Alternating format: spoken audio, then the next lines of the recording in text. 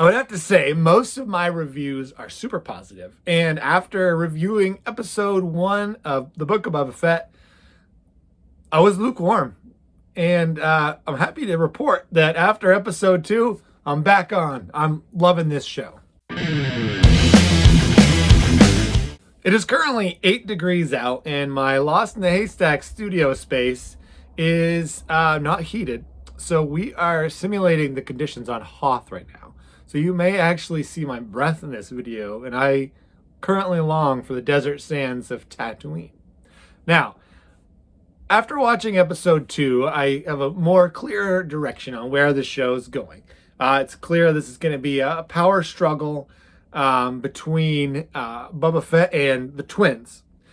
Now, I was lukewarm on the show until I hear that bass thumping, and I'm like, oh, who's this big villain going to be? Twin cousins of Jabba the Hutt. And they were menacing. And not only do we see twin cousins of Jabba the Hutt, their enforcer was the meanest looking Wookiee, I think he's a Wookiee, that I have ever seen. So right there, I'm hooked. I can't wait to watch every episode now. We spent very little time in the present again.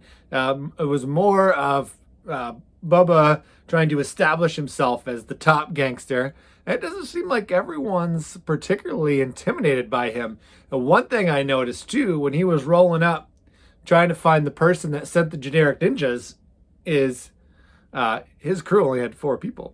It's him and his normal sidekick, and then the 2 pig-like creatures that used to work for Jabba the Hutt. The highlight of the show for this one was, besides the twins, was when he pretended to throw the guy into the pit and threatened to be eaten by the monster, which we know Luke Skywalker vanquished in Return of the Jedi. To wrap up the present tense part of the review, I'm interested to see who is controlling everything, because it's not Boba Fett, because his sidekick said that we cannot kill a Hutts without permission. Who would they need to get permission from? So that's first mystery number 1. Now, it does seem like nobody respects him. He goes to another rival gang, and they pretty dismissive of him. And then the twins come in, and they are also dismissive of him. And some generic ninjas almost took him out. So I'm curious to see if he has a much bigger crew. Now, that leads me to the past tense flashbacks, which once again dominated the entire show. And this show was almost twice as long as the last episode. I think the past tense portion of this show really solidified Boba Fett as he's a bad guy you don't want to mess with, but he's also, I think he's one of the good guys. He is working with the Sand People, the Tusken Raiders, and trying to teach them how to defend themselves.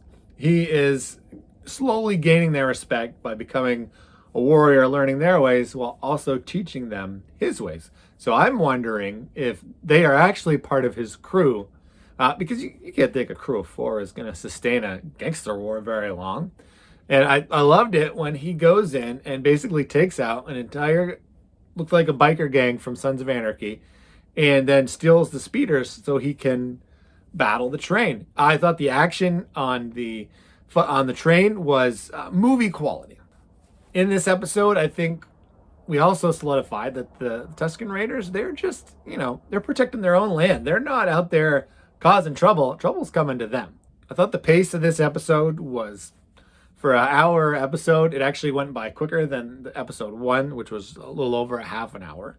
I enjoyed the acting of Boba Fett much more this time, as we learn more about him and what he's been up to. I really hope that the future episodes really start to focus more on the present tense, because I am really interested to hearing or seeing his battle with the twins.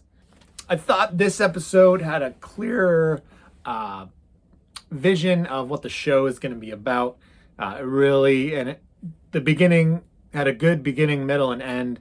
It's set up, where he's been, what he's trying to do, and he's trying to earn the trust of those raiders.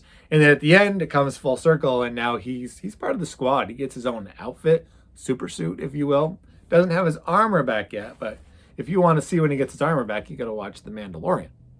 I'm going to rate this episode an A. It's going to get the Gambit Paw of approval. Now, moving forward, I want to know who's the big guy, who is the actual boss, because he's clearly not the boss, and who did he kill to take over for Jabba the Hutt? Is it the people we met in last episode that were running a train through the Raiders and killing them off with their snipers? Or is it somebody else that we haven't met? Is it Han Solo? Who knows? But I'm anxious to see it. I'm fully hooked on this show now. Every episode. Wednesday is back to must-see TV. After we lost Hawkeye, I wasn't sure, but now we're back with a Marvel show. Now, before I freeze to death, if you could slide down, hit that subscribe button, I would appreciate that. Let me know what you thought of this last episode, if you thought it was better. What's your excitement level on this show? Are you up here? Are you still, I don't know, I'm sick of Star Wars? Said no one ever. And if you could, hit that notification button so that when I review episode 3 next week, you'll be the first to know. Now, when you watch my videos, you will find something to brag about.